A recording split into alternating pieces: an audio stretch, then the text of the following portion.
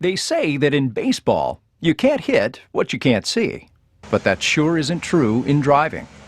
In fact, the #1 cause of crashes is drivers running into things they don't see, like a car coming from the side, a pedestrian stepping into the street, or a driver changing lanes. The reason they don't see is that they just aren't looking in the right place at the right time.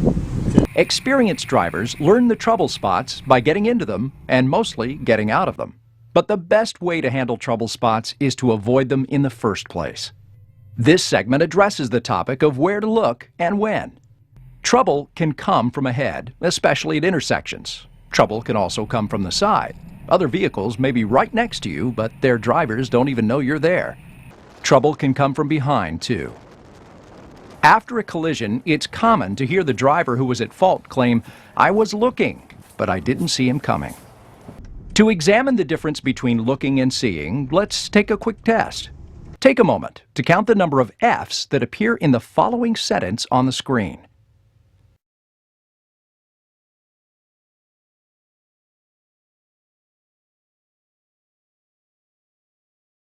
So, how many did you count? There are actually 6 F's in the sentence. Sometimes our eyes and brains automatically skip past important details if we're not careful.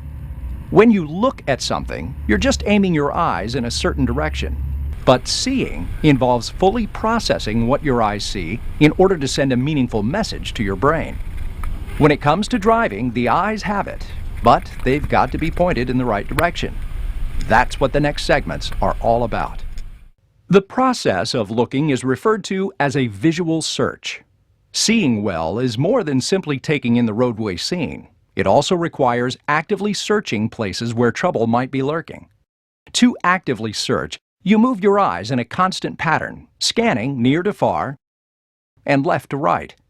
The goal of active searching is to identify, as early as possible, anything that might require you to adjust your speed, change your position by steering, or communicate with another road user.